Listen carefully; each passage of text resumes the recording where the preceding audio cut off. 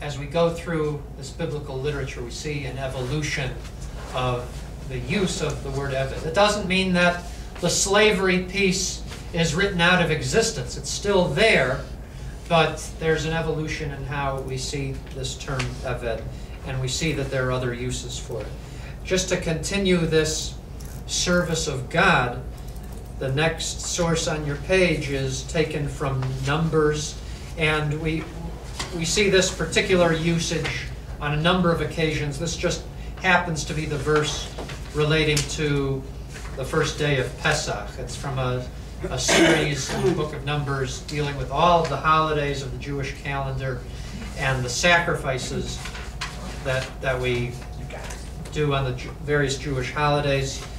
But in addition to the sacrifices, it says a little bit extra. It says, you shall not do work on the holiday. In the first day shall be a holy gathering. You shall do no manner of labor in it.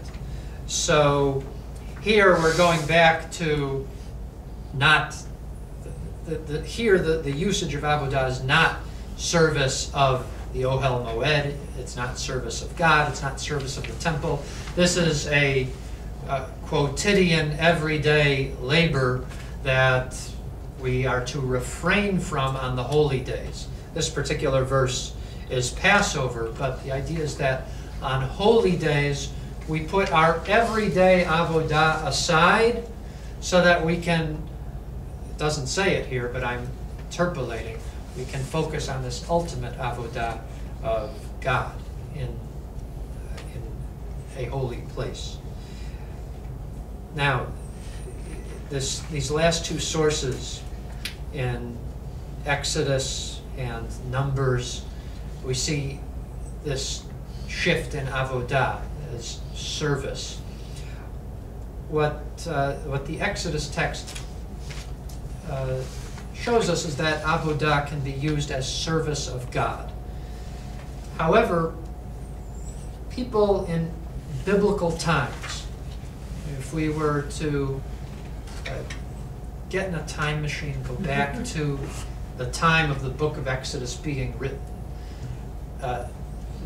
how would the people of Israel at that time, they weren't even called Jews yet, how would the people of Israel understand avodat Hashem, service of God? What actions would they take to carry out a service of God? Sacrifices. The sacrifice. Yeah, Okay, the sacrifices. Okay, the Exodus chapter 30. This is in the context of building the tabernacle. This is a prototype for the temple. Eventually, the temple is built by King Solomon in the 900s BCE, and avodah is very much connected to temple service. Now, there's one other biblical source that we'll look at here where we see even a shift in that, and that is from book of Deuteronomy. And this is a text that made its way into the Shema. You have your prayer books with you. If you want to compare it to the Shema, I invite you to turn to page 112, just so you can see it in context of our daily prayers. So we have what's known as the first paragraph of the Shema, which comes from Deuteronomy chapter 6. And then the second paragraph of the Shema is taken from Deuteronomy chapter 11.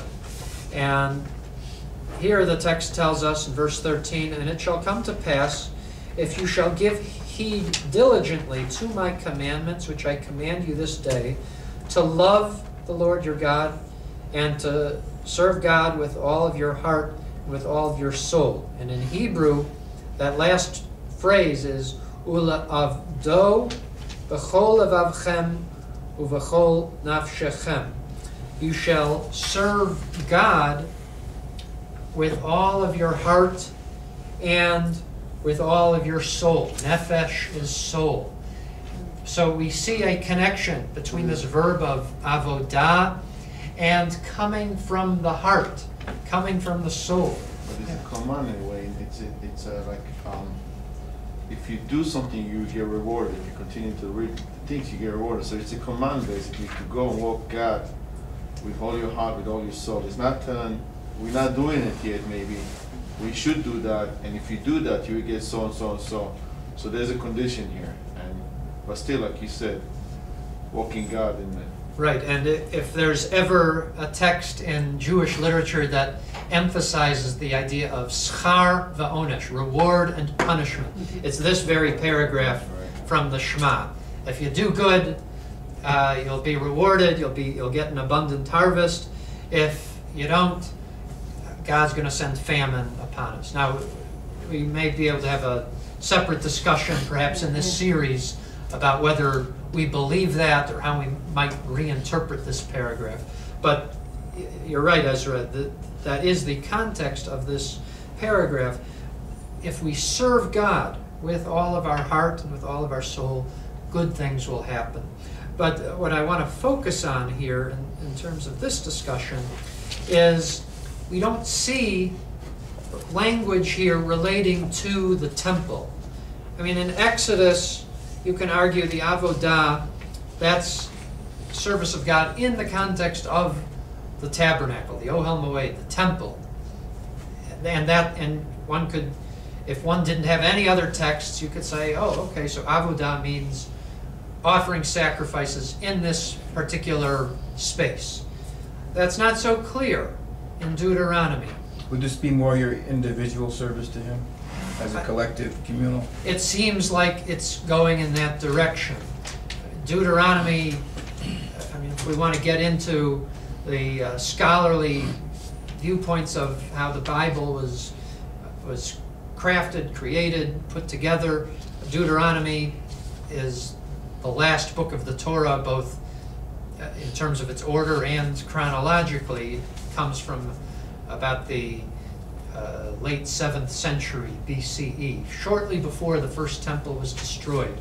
And it's remarkable in many ways. We see the centralization of the cult. The Jewish worship is exclusively restricted to Jerusalem, to the place that God has chosen.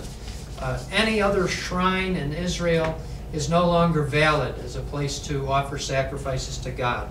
So that was a major reform enacted within Deuteronomy. If you put Deuteronomy next to Exodus, you come to have completely different viewpoints. If we were just to have the book of Exodus, we could offer a sacrifice to God in Shiloh and Beit El and Tel Aviv and Haifa, wherever we were moved to offer sacrifice.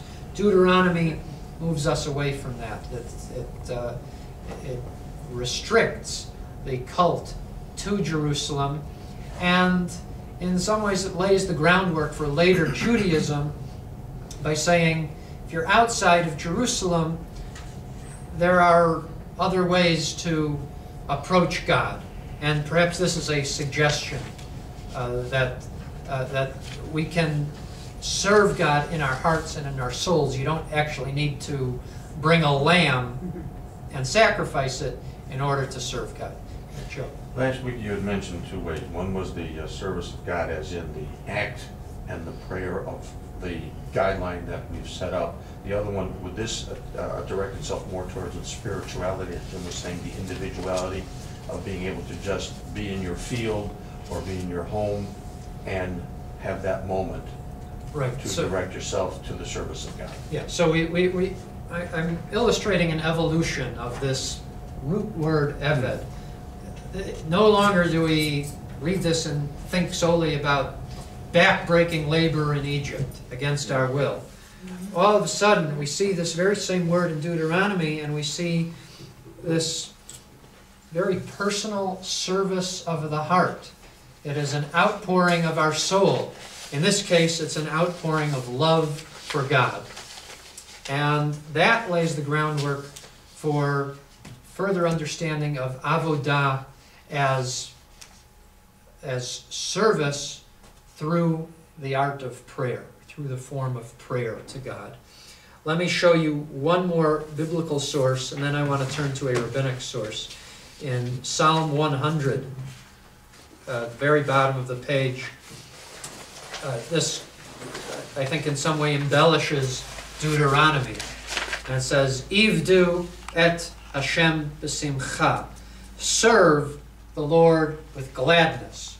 One should be filled with joy when we serve God.